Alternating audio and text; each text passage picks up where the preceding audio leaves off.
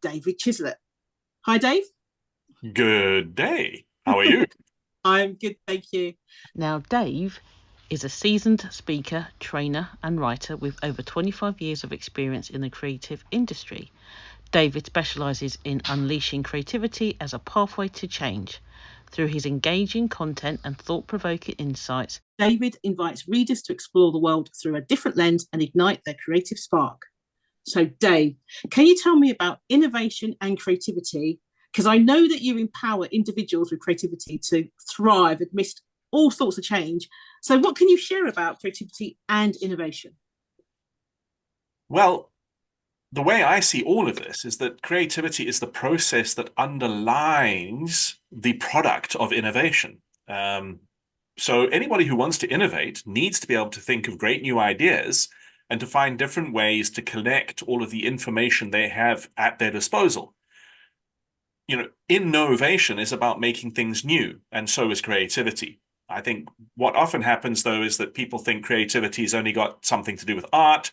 And so when they're thinking about innovation, they tend to really think more about, real super rational process-driven ways of getting things done instead of the more creative, high ideation. Let's just put a marker on the horizon and figure out how we'll get there later. So when dealing with people in innovation environments, that's my focus, to help them jump the tracks and look higher and further without worrying too much about how we're going to get there in order to come to the new ideas. And only once we've got those great, big, crazy ideas to then focus on, all right, let's talk about how we get there.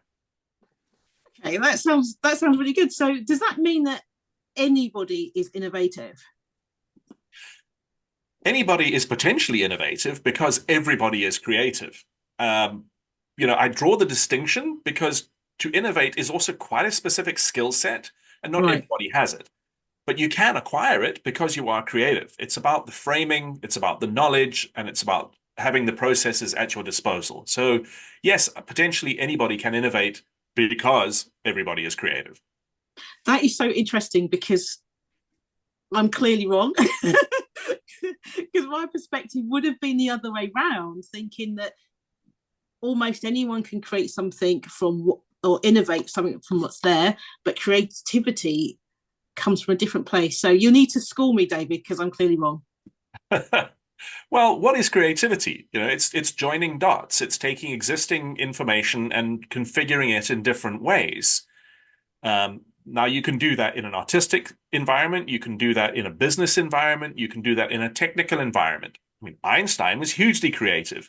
He reconfigured all the math and the physics information that he had in order to come up with the theory of relativity. He didn't invent any of that stuff. He joined it together to invent something new. And that's what it's all about. And that takes creativity. All right, okay. So I know that there's lots of creativity workshops, and that's something that obviously that you do. Is there an equivalent for innovation then? Because I don't hear people talking about let's teach how to innovate. No, they tend to talk about creating an innovation culture, creating a vessel, a space in which innovation can occur, which is fantastic because that's hugely important, having the right kind of environment to innovate in, where you're allowed to fail, where you're allowed to experiment, and all of those kinds of things. I think it would help if any innovation culture workshopping included a component on how to access your creativity better so that you've got something to experiment with. Mm-hmm. Okay. So what would you like to leave with the audience in terms of a takeaway around creativity and innovation? I think it's really important to realize that the way we do things today is just the way we do things today.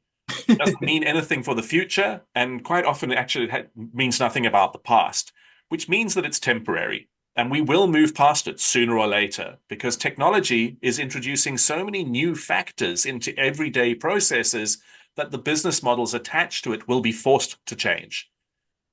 Why not just let go of all of that stuff right now so that you can get ahead of the curve instead of getting a whack on the head later when it eventually catches up with you. Brilliant. Thank you very much, Dave. Thank you, Judith.